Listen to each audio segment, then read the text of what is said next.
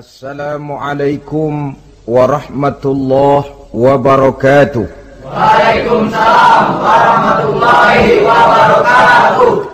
Bismillahirrahmanirrahim. Alhamdulillahi rabbil alamin. Wassalatu wassalamu ala ashrafil anbiya'i wal mursalin, Sayyidina wa maulana Muhammadin wa ala alihi wa ashabihil mujahidin at-tahirin, amma ba'du. Saudara-saudara kaum muslimin rahimakumullah, kalau setiap muslim ditanya kepengen punya anak macam apa, saya yakin jawabannya pasti sama, kepengen punya anak soleh. Betul apa betul?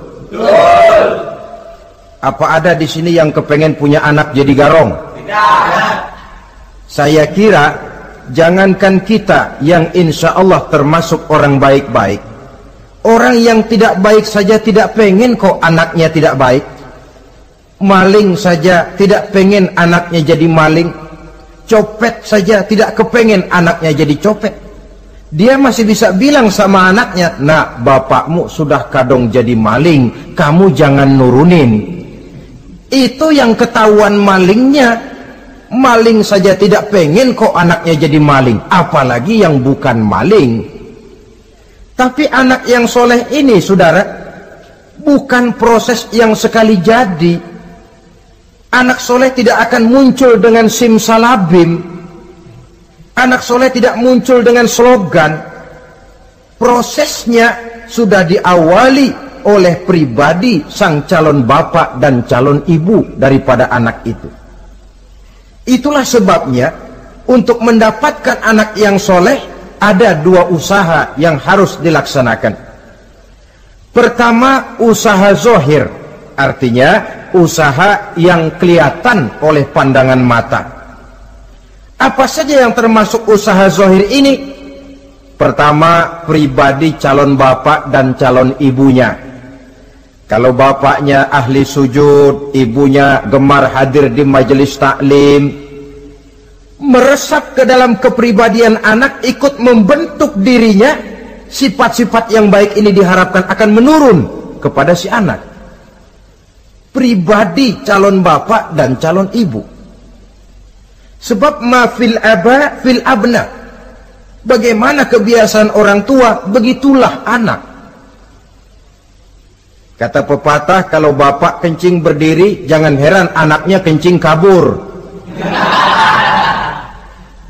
Kalau bapaknya bangun pagi jam 8, insya Allah anaknya jam 9. Jangan berharap anak mau sholat subuh. Kenapa? Bapaknya kasih contoh macam itu.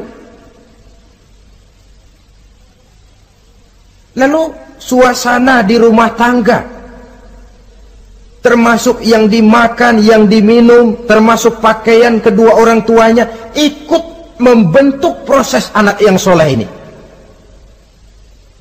Kita kan tahu Rasulullah Shallallahu Alaihi Wasallam bersabda di dalam hadisnya, "Inna ahadakum yujma'u khalquhu fi batni ummihi arba'ina yawman nutfah." Tiap kamu diciptakan Allah dalam rahim ibunya itu 40 hari nutfah. Nutfah itu maaf, air kotor yang kalau ketemu di jalan kita jijik, dijual juga nggak laku, tapi kita berasal dari situ. Dan itu dihasilkan dari saripati makanan yang dimakan oleh sang calon bapak, sang calon ibu. Kalau calon ibu dan calon bapak senang memakan makanan yang haram, senang meminum minuman yang haram, maka itu akan melahirkan saripati makanan yang membentuk sperma yang dihasilkan dari makanan-makanan haram. Itu pun akan ada pengaruhnya dalam proses pembentukan anak yang soleh. Saya dulu berpikir, kenapa Islam ini kok kelihatannya sedikit-sedikit mesti ada doanya. Orang mau makan ada doanya, orang mau berpakaian ada doanya, berdiri di muka cermin berkaca ada doanya. Sampai seorang istri mau bergaul dengan suaminya ada doanya. Pemikiran ini terjawab setelah saya telaah dan menemukan di dalam kitab Ihya-nya Imam Al-Ghazali. Diceritakan di sana bahwa iblis yang tugasnya menggoda orang-orang kafir, badannya gendut-gendut. Sedangkan iblis yang tugasnya menggoda orang Islam, badannya kurus, krempeng, ceking kayak morfinis. Satu hari ketemu di jalan, karena satu profesi, ngobrol. Ini iblis yang tugasnya menggoda orang kafir bertanya kepada iblis yang tugasnya menggoda orang Islam, badanmu kenapa kurus macam begitu? Kata yang menggoda orang Islam, bagaimana saya tidak mau kurus? Saya ini ditugaskan menggoda orang-orang Islam. Orang Islam itu kalau dia mau minum, dia baca bismillah. Bismillah racun, saya nggak bisa ikut minum. Dia mau makan, baca bismillah. Bismillah racun lagi, saya nggak bisa ikut makan. Dia mau tidur, tarik selimut, dia baca bismika Allahumma ahya wa amut, racun lagi aja. Saya nggak bisa tidur di selimut, terpaksa tidur di emper, mana keanginan. Dia mau bergaul sama istrinya, dia baca Allahumma jannibna syaitan wa jannibi syaitan fima razaqtana, racun lagi. Saya nggak bisa bantuin, cuma ngeliatin dari jauh. Bagaimana nggak kurus makan hati? Kata iblis yang badannya gendut-gendut, untung benar saya menggoda orang kafir yang nggak ada bacaan apa-apanya. Dia makan, saya ikut makan. Dia minum, saya ikut minum. Dia tidur di selimut empuk, saya masuk ke dalamnya. Dia bergaul sama istrinya, dikit-dikit saya bantuin. Allah Karim, ini maaflah kalau sudah dibantuin iblis ini, jangan heran anak jadi sangar nantinya. Jadi sejak proses produksi awal, Islam sudah mengajarkan hal yang sedemikian rupa. Pribadi calon ibu bapaknya baik, makanan, minuman, dan pakaian terdiri dari yang halal. Suasana beragama kelihatan di rumah tangga. Ibu ahli sujud, bapak ahli sujud. Ini termasuk proses usaha yang zahir dari orang tua yang menginginkan anak yang soleh. Sampai terjadi proses kehamilan. Proses kehamilan itu kata Nabi 40 hari yang pertama nutfah, 40 hari yang kedua alaqah, 40 hari yang ketiga mudghah. Mudghah itu embrio, cikal bakal bayi.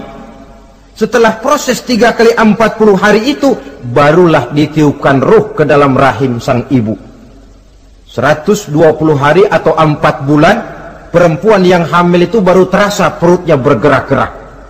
Ini berdasarkan pengalaman perempuan. Saya sendiri kebetulan alhamdulillah belum pernah hamil.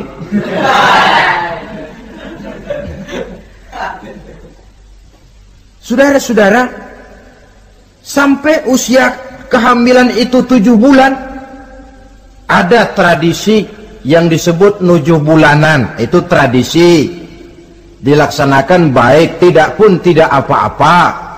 Tidak ada perintahnya memang, tapi juga tidak ada larangannya. Apalagi berkumpul orang membaca ayat-ayat Al-Quran, memohon doa dan sebagainya. Sebab pada kandungan 7 bulan ini, embrio sudah mengarah kepada bentuk positif dari wujud manusia.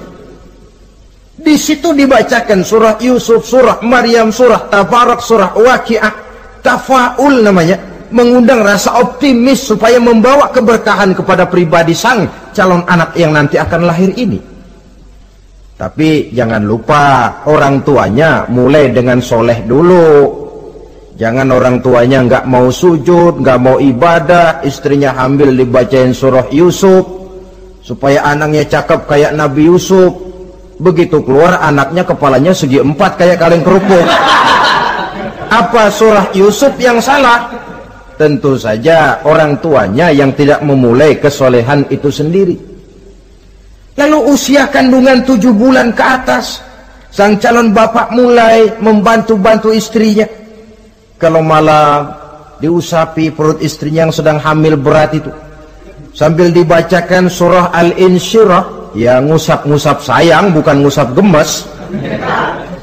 Alam nashrah laka sadrak wa wada'na anka wizrak allazi anqadha dhahrak, supaya Allah memberikan keringanan kepada kehamilan istrinya sampai kepada proses kelahirannya. Begitu sang jabang bayi brol lahir ke alam ini, sudah dicegat lagi oleh ajaran agama, diazankan. Diriwayatkan oleh Abi Dawud, kana Rasulullah sallallahu alaihi wasallam azana al-Hasan wal Husain fi uzunaihi al-yumna wa aqama fi uzunaihi al-yusra. Adalah Rasul mengazankan cucunya Hasan dan Husain di telinga kanan, mengkomatkan di telinga kiri. Bayi muslim lahir ke dunia dicegat dengan suara azan. Apa sebab? Bayi yang baru lahir ke dunia ini ibarat kaset kosong. Kalau kaset kosong dipakai merekam, daya rekamnya kuat. Maka bayi yang baru lahir ini, sebelum sempat dia dengar cintaku sedalam lautan Atlantik, belum sempat dia dengar gelas-gelas kaca, belum sempat dia dengar tembok derita,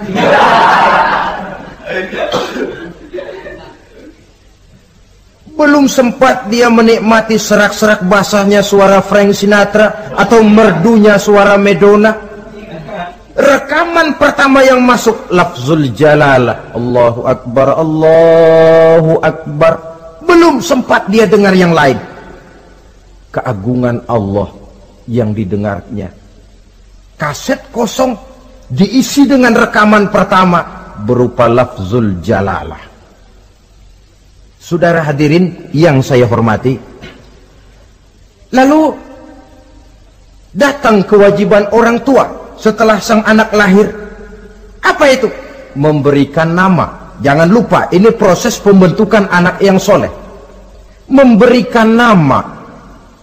Walaupun William Shakespeare pernah bilang, what is a name? Apa sih arti sebuah nama? Cuma nama saja kok. Biar adanya di atas lumpur, kalau memang intan ya tetap intan. Nama itu tidak banyak artinya. Namun pada hakikatnya nama merupakan bagian daripada doa. Itulah sebabnya Islam mengajarkan khairul asma'i ma hummida wa ubida. Sebagus-bagus nama yang mengandung pujian atau menggambarkan kehambaan seseorang kepada Tuhan. Mengandung kata-kata pujian, Ahmad, Muhammad, Hamid, Mahmud.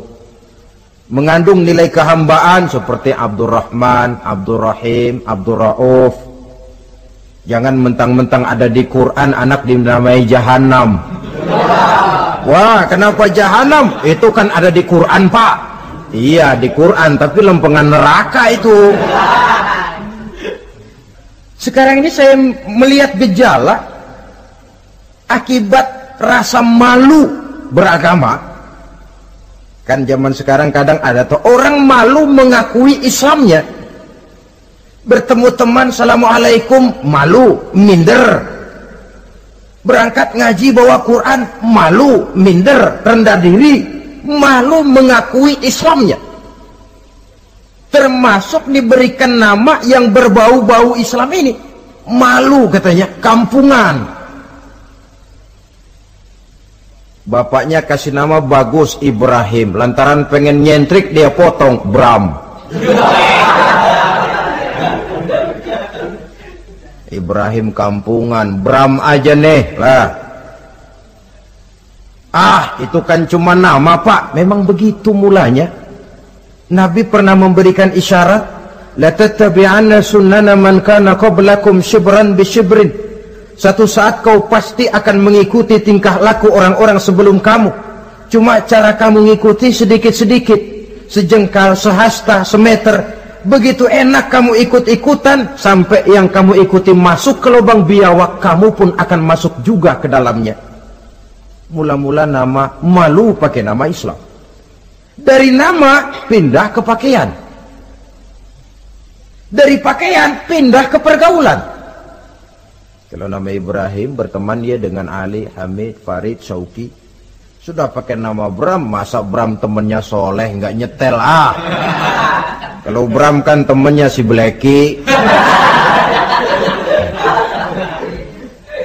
Nah, kalau sudah pindah ke pergaulan, yang saya khawatir pindah agama tidak terasa.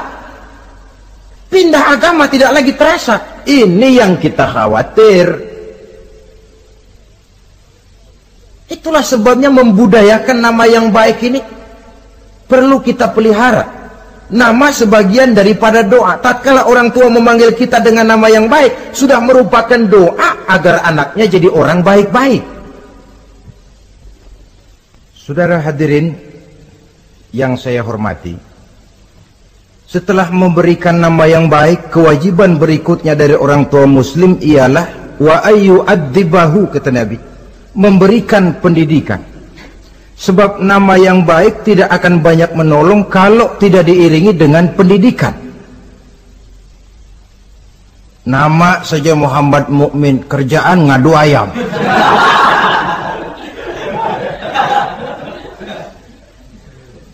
Nama yang baik tapi lantaran tidak diiringi dengan pendidikan, tidak akan banyak menolong.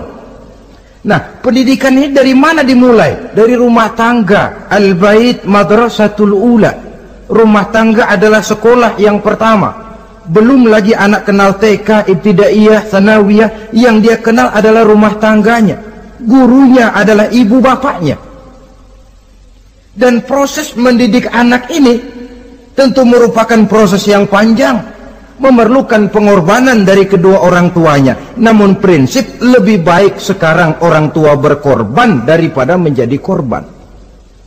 Kalau orang tua tidak mau berkorban untuk mendidik anaknya, percayalah pada suatu saat dia akan jadi korban, dilawan oleh kebrutalan anaknya sendiri. Biarlah kita orang-orang tua ini peras keringat, banting tulang, pergi pagi pulang sore, kaki jadi kepala, kepala pun jadi kaki, untuk satu cita-cita agar anak-anak kita kelak lebih baik daripada kita sekarang ini. Mendidik. Karena kian hari kita dihadapkan dengan kenyataan peledakan penduduk, sulitnya lapangan kerja, persaingan hidup yang makin tajam, sulitnya ekonomi.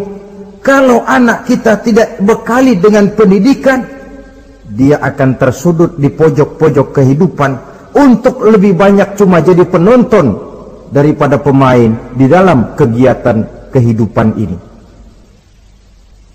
Nah, setelah memberikan nama yang baik, lalu mendidiknya, lalu datanglah usaha yang batin di dalam proses pembentukan anak yang soleh ini, yaitu mendoakan anak. Yang baik tentu doa dari orang tuanya sendiri. Sebab kata Nabi, doaul walid liwaladihi kadu'ain nabi li ummatihi. Doa orang tua kepada anaknya seperti doa Nabi kepada umatnya. Sebagaimana doa Nabi kepada umatnya tidak ditolak, begitulah doa orang tua kepada anaknya. Di keheningan malam, si orang tua ini sering bangun, tahajud, sujud dia di hadapan Allah dengan menitikkan air mata, memohon doa dengan doanya Nabi Allah Ibrahim, Rabbi habli minas salihin. Ya Allah, berikan kiranya saya anak yang soleh. Nabi Ibrahim tidak minta anak pintar. Nabi Ibrahim tidak minta anak yang tampan. Nabi Ibrahim tidak minta anak yang kaya dan punya kedudukan tinggi. Yang beliau minta, Rabbi habli minas salihin. Ya Allah, berikan saya anak yang soleh. Kelihatan ini ketika beliau punya anak bernama Ismail. Lalu turun perintah Allah, hai Ibrahim, potong leher anakmu Ismail. Nabi Ibrahim bermusyawarah, Ismail, saya abah, Allah memerintahkan saya untuk menyembelih leher kamu. Menurut pendapatmu bagaimana, mimpiku ini laksanakan atau tidak? Apa jawab Nabi Ismail? Ini bukti doa anak soleh. Abah, kalau memang itu benar perintah Allah, laksanakan Abah. Ya abati fa'al ma tu'mar, satajiduni insyaallah minas sabirin. Kalau memang itu perintah Allah, Abah, laksanakan, potong leher saya. Anak soleh. Kalau cuma anak pinter tapi nggak soleh, mungkin jawabannya nggak begitu. Nah, bapak disuruh Allah menyembelih leher kamu. Bagaimana nak, laksanakan jangan. Mungkin dia akan jawab, kenapa saya bapak aja potong yang udah tuaan.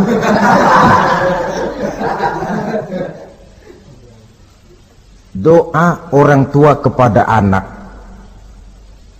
atau boleh juga doa orang lain yang diyakini kesolehannya oleh orang tua tadi. Mengundang Pak Ustadz, Pak Kiai ke rumah, tolong doakan anak saya, tidak ada salahnya. Sebab Nabi mengajarkan aktsiru minan nas bidu'ail khair fa innaka la tadri min ayyi fahin yuqbal. Banyak-banyaklah minta doa kebaikan dari orang lain, sebab kamu tidak tahu dari mulut yang mana doa itu diterima Allah. Mungkin saja orang menurut pandangan kita kere, miskin, tidak dipandang orang lain, tapi kalau doanya Allah mau terima, siapa yang sanggup menghalangi? Banyak-banyaklah minta doa kebaikan dari orang lain, sebab tidak seorang pun tahu dari mulut yang mana doa itu akan diterima Allah. Doa orang tuanya. Inilah hikmah khitan yang pertama, proses pembentukan anak yang soleh.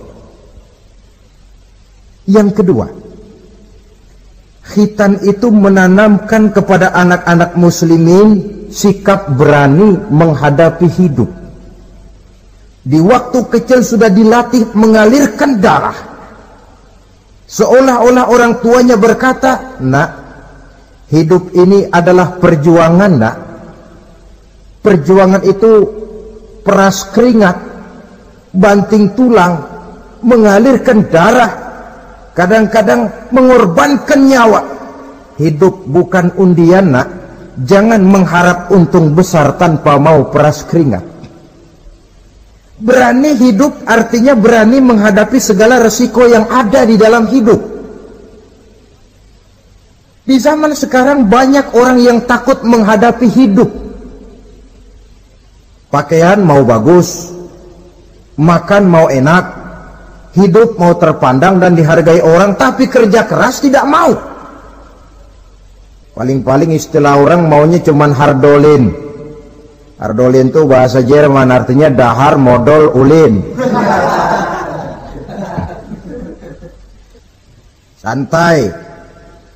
Ini kan takut menghadapi hidup, atau melihat bahwa stres hidup begitu tinggi, lalu mengundi-ngundi hidup. Dipertaruhkannya hidup di meja judi, dipertaruhkannya hidup di gunung-gunung, memuja-muja setan dan sebagainya. Itu pun termasuk orang yang takut menghadapi hidup, tidak berani menghadapi resiko yang ada di dalamnya. Cuma khayal saja membumbung tinggi, tapi keberanian untuk bekerja keras tidak ada. Anak-anak muslimin sejak dini, sejak masih kecil sudah dilatih mengalirkan darah. Hidup ini perjuangan, nak. Bukan santai-santai, bukan berleha-leha, bukan berandai-andai. Tidak akan pernah sampai kita kepada tujuan kalau hidup cuma diisi dengan berandai-andai, berleha-leha, bersantai-santai. Dia adalah perjuangan, jalannya menanjak menurun, banyak onak dan duri di sekelilingnya. Kuatkan pribadimu menghadapi hidup ini, ditanamkan sikap berani menghadapi hidup. Itu yang kedua. Lalu yang ketiga, khitan pada hakikatnya merupakan peletakan batu pertama, dalam arti mempersiapkan anak supaya hidupnya nanti menjadi orang yang sujud kepada Allah. Secara tidak langsung orang tuanya seolah-olah berkata, nak, kamu dikhitan sekarang supaya nanti kamu bisa istinja, nak. Kalau kamu sudah bisa istinja, kamu bisa berwudu. Kalau wudu musah, kamu bisa sholat. Peletakan batu pertamanya lewat khitan. Jadi kalau sudah di khitan lalu dianggap selesai, sholat tidak diajarkan, wudu tidak diajarkan, ya sama saja dengan membangun rumah. Setelah peletakan batu pertama lalu tidak dilanjutkan dengan membangun yang lain, alang-alang yang bakal tumbuh. Sebab dalam realitanya nanti bukan cuma tubuh kita yang dikhitan, harta kita nanti dikhitan. Cuma khitan harta namanya zakat, infak, sodakoh. Itu kan harta dikhitan supaya bersih. Khitan juga namanya. Karenanya mengkhitan anak, mempersiapkan anak agar menjadi hamba Allah yang sesungguhnya, menjadi manusia yang sujud kepada Allah Tuhannya. Itu merupakan prakondisi ke arah pembentukan manusia yang kelak akan sujud kepada Allah Rabbul Jalil. Peletakan batu pertama mempersiapkan anak untuk hidup melaksanakan ibadah. Dan ini tujuan hidup. Allah jelaskan, "Wa ma khalaqtul jinna wal insa illa liya'buduni." Aku tidak ciptakan jin dan manusia melainkan untuk beribadah kepadaku. Masalah paling pokok bukan bertanya mengapa kita diciptakan oleh Allah, karena kita memang sudah ada. Masalah paling pokoknya ialah untuk apa kita diciptakan oleh Allah. Kalau saudara bertanya mengapa saya dibikin oleh Allah, itu hak Allah untuk menjawabnya. Manusia buntu. Sebab itu pertanyaan kita bukan mengapa kita diciptakan Allah, tetapi untuk apa kita diciptakan Allah. Yang bisa jawab tentu yang bikin manusia. Seperti juga kita tanya, Pak, untuk apa Bapak bikin bangku? Yang bisa jawab pasti ya yang bikin bangku toh. Sebagai pembikin, dia tentu lebih tahu untuk apa bangku itu dibikin. Untuk apa manusia diciptakan Allah? Jawabannya datang dari Allah. Wa ma khalaqtul jinna wal insa illa liya'budun. Aku tidak menciptakan jin dan manusia kecuali untuk melaksanakan ibadah kepadaku. Ini rupanya tujuan penciptaan manusia, agar kita menjadi orang-orang yang hidup melaksanakan ibadah dalam pengertian yang seluas-luasnya. Sejak ibadah pribadi yang langsung antara kita dengan Allah, seperti sholat, puasa, zakat, haji, sampai kepada ibadah yang tersalur melalui kehidupan bermasyarakat. Umpamanya membangun, memelihara kesehatan, menjaga keamanan di kampung, yang kalau kita niatkan untuk mencapai ridho Allah, insya Allah itu akan bernilai ibadah. Tujuan penciptaan manusia ternyata tidak lain untuk melaksanakan ibadah. Prestasinya di hadapan Allah bergantung kepada sampai sejauh mana nilai ibadah itu dilaksanakannya. Ini yang ketiga. Yang keempat, hikmah daripada khitan itu dari sisi orang tua menempatkan perintah Allah di atas perasaan dan kepentingan pribadi. Ada enggak orang tua yang enggak sayang sama anaknya? Semua orang tua sayang kepada anaknya. Jangan anak sampai dipotong mengalirkan darah. Anak main saja, main layang-layang, jatuh pulang kakinya berlumur darah, sudah ribut orang tuanya. Kenapa nak? Kenapa sayang? Kenapa raja? Aduh, raja lah kita. Tapi ini perintah Allah. Perasaan pribadi, kepentingan pribadi kalah oleh perintah Allah. Ini mestinya watak seorang muslim. Kalau sudah begitu perintah Allah, begitulah kita laksanakan. Soal keberatan pribadi, perasaan pribadi, kepentingan pribadi, nomor belakang. Yang penting perintah dilaksanakan. Cobalah kalau khitan itu, anak yang begitu kita sayangi pada umur sedang lucu-lucunya, dipegangi dia, lalu dikhitan. Kadang dia menangis, mengalirkan darah, sakit dia 2-3 hari belum bisa berjalan dan bermain dengan teman-temannya. Tapi ada rasa luas dalam hati orang tua. Kenapa? Alhamdulillah ya Allah, perintahmu sudah saya laksanakan. Perasaan pribadi itu ditekan oleh perintah Allah. Perintah Allah di atas perasaan dan kepentingan pribadi. Kalau perasaan ini sudah kita miliki, itu pertanda nilai iman kita sudah mapan. Tidak cuma dalam khitan, dalam berbagai perintah agama. Hari Jumat berangkat kita dagang. Begitu 11:30 mendadak banyak yang beli, laku lagi. Sudah kedengaran suara azan, hayya 'alas shalah, hayya 'alal falah, pembeli makin banyak. Disitulah barometer iman kelihatan. Terusin melayani pembeli dan dapat untung banyak, atau perintah Allah yang sudah memanggil-manggil itu. Kalau perintah Allah di atas perasaan dan kepentingan pribadinya, dia akan tinggalkan dagangan itu. Dia akan bergegas menuju panggilan Allah. Saudara hadirin yang saya hormati, jadi perintah khitan ini mendidik setiap muslim agar perintah Allah berada di atas perasaan dan kepentingan pribadi. Hijau kata Allah, hijau kata kita. Putih kata Allah, putih kata kita. Ke barat kata Allah, ke barat kita melangkah. Ke timur perintah Allah, ke timur kita berjalan. Nyatanya kita ini sering paradok. Ke kulon kata Allah, nyetan kita berangkat. Ngalor perintah Allah, ngidul kita jalan. Putih kata Allah, hijau kita bilang. Paradok. Kenapa? Berpadu segala macam perasaan dan kepentingan dalam kehidupan kita yang kadang mengalahkan kepentingan agama, kadang mengalahkan kepentingan umat, mengalahkan kepentingan orang banyak.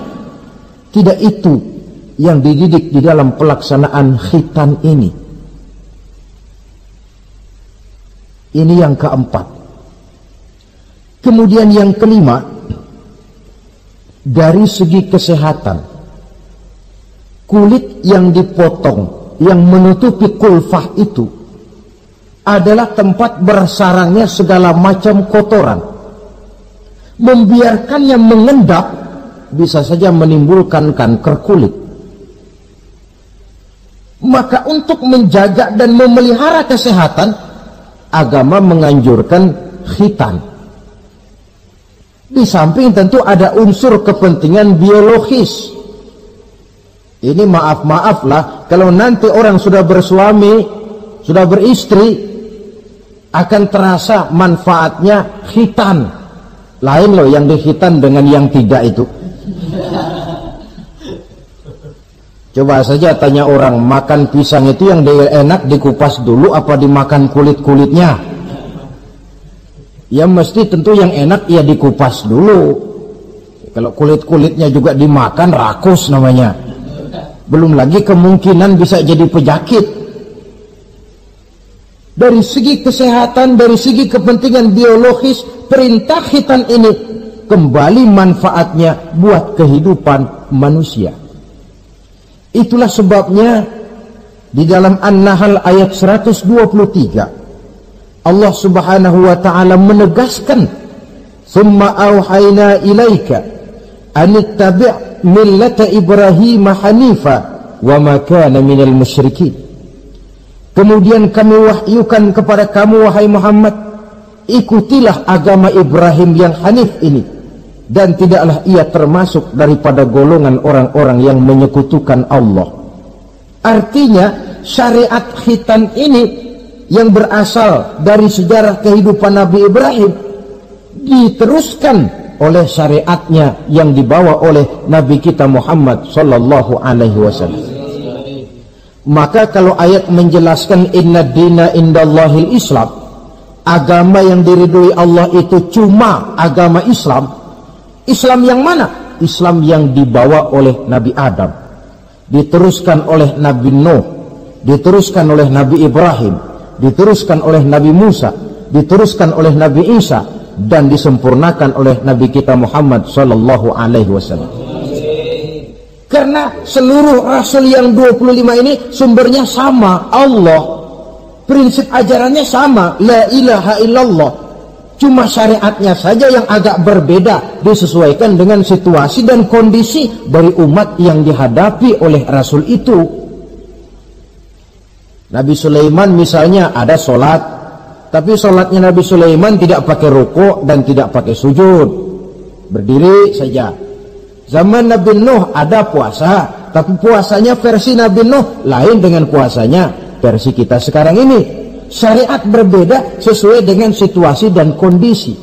Tapi khitan sejak Ibrahim, Ismail, Ishak, sampai kepada Musa, sampai kepada Isa, sampai kepada Nabi kita, terus berkelanjutan sampai hari akhir nanti. Jadi bukan merupakan syariat baru. Pengukuhannya dalam An-Nahl 123 ini, aku wahyukan kepada Muhammad, ikuti agama Ibrahim ini, agama tauhid, yang diantara syariatnya adalah pelaksanaan khitan. Sedangkan Ibrahim seorang yang hanif. Hanif ini lebih tinggi daripada sekedar taat. Kalau orang yang taat itu contohnya begini, nak, tolong taruh ini gelas di pinggir meja, nak. Kalau dia taat ya apa adanya, ditaruh saja tuh gelas di pinggir meja. Orang yang hanif lain, mikir. Iya, kalau ditaruh di pinggir kan gampang kesenggol orang, jatuh ke bawah, pecah. Biar diperintah taruh di pinggir, taruh aja di tengah dah, biar aman. Ini hanif namanya. Tingkatan yang lebih tinggi daripada taat. Nabi Ibrahim seorang yang hanif.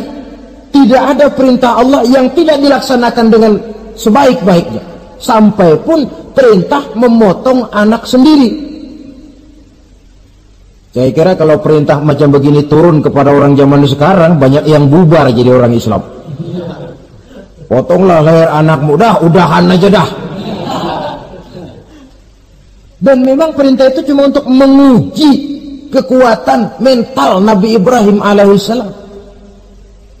Perintah menyembelih leher anak, perintah membangun Ka'bah, perintah hijrah keluar dari kampung halamannya sampai mengembara ke negeri Syam. Perintah ujian menghadapi api yang dinyalakan oleh Raja Namrus. Belum lagi perintah menghadapi kekufuran daripada kaumnya, menghadapi orang tuanya sendiri yang adalah produsen berhala. Bisa kita bayangkan ini, anaknya penegak tauhid, bapaknya produsen berhala.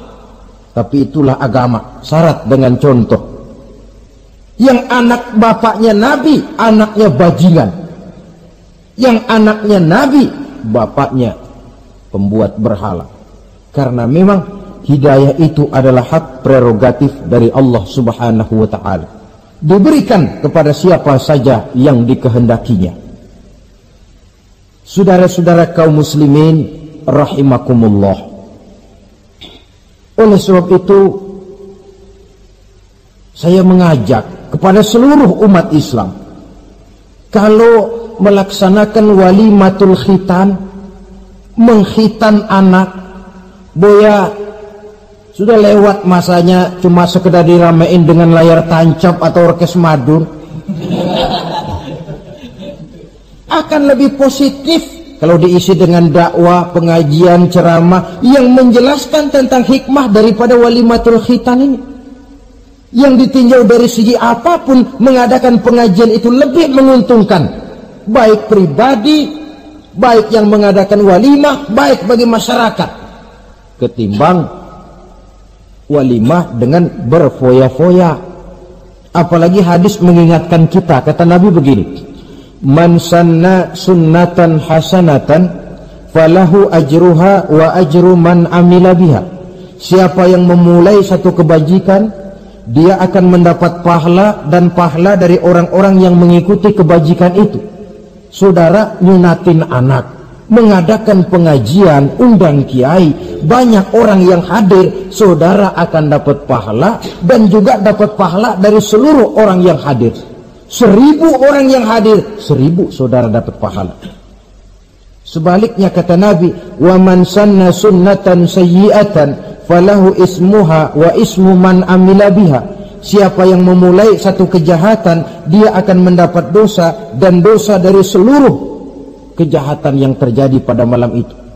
Jadi kalau saudara nyunatin anak, pesta, mengundang apa film, apa orkes, maka seluruh maksiat yang terjadi pada malam itu di tempat itu, saudara ikut dapat dosanya. Kenapa? Sponsornya saudara. Iya, tapi kan saya nggak suruh mereka maksiat, Pak. Betul, tapi bisanya mereka maksiat kan karena sarana disediakan. Sponsornya itu. Jadi sponsor kebajikan mendapat pahala, sebagaimana sponsor kejahatan pun akan mendapat pahala dari nilai kejahatan yang ditimbulkannya. Belum lagi segi keberkahannya, belum lagi banyaknya orang-orang yang berdoa, 1, 2, 3, 40 orang berkumpul mendoakan anak kita. Masuk dalam hadis doaul arba'in ka doail wali. Doa 40 orang yang berkumpul sudah sama dengan doanya seorang wali. Jangan, inilah yang sering saya istilahkan, kita ini kadang-kadang kontradiksi.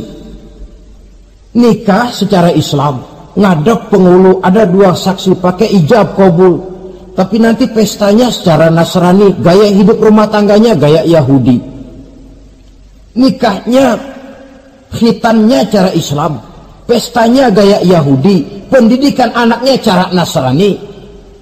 Akhirnya pribadi anak jadi tidak karu-karuan, terlalu banyak diwarnai. Bukankah Nabi menyatakan kullu mauludin yuladu 'alal fitrah fa abawaihi yuhawidanihi aw yumajjisanihi aw yunassiranihi aw kama qala. Setiap bayi dilahirkan dalam keadaan suci, bersih. Tidak ada dosa warisan dalam Islam. Tidak ada anak haram jadah dalam Islam. Yang haram jadah itu perbuatan bapak moyangnya itu. Anak lahir suci, bersih, seperti kertas putih. Mau ditulis dengan tinta apa, terserah kedua orang tuanya. Setiap bayi dilahirkan suci, kata Nabi. Orang tuanya yang menjadikan dia Yahudi, menjadikan dia Nasrani, atau menjadikan dia Majusi. Kadang tanpa terasa. Bapaknya Muslim, ibunya Muslimah, tapi anaknya belajar di sekolah Nasrani. Ini kan sudah yunasirani, menasranikan anak. Sekolahnya di sekolah Yahudi, sekolahnya di sekolah Majusi, menjadi pemuji api. Dan anak lebih dari sekedar buah mata belahan hati. Dia adalah amanah dari Allah. Gara-gara anak, orang tua bisa sampai ke surga. Pun gara-gara anak, banyak orang tua masuk neraka. Amanah yang disia-siakan akan menjadi beban daripada orang tua itu sendiri. Oleh karena itu, sekali lagi saya mengajak, hidupkan tradisi yang baik dengan memperbanyak pengajian-pengajian, baik dalam walimatul khitan, walimatul arus, atau berbagai kesempatan yang memang mungkin untuk itu. Makin banyak dakwah dan pengajian, insya Allah makin terasa akibat positifnya bagi masyarakat, agama, bangsa, dan negara yang kita cintai ini. Nah, saudara, inilah selintas tentang khitan pada pertemuan kita kali ini. Mudah-mudahan ada hikmahnya. Terima kasih banyak atas segala perhatian. Mohon maaf atas segala kekurangan. Usikum wa nafsi bitaqwallah. Aqulu qawli hadha fa astaghfirullahal azim li wa lakum. Wassalamu alaikum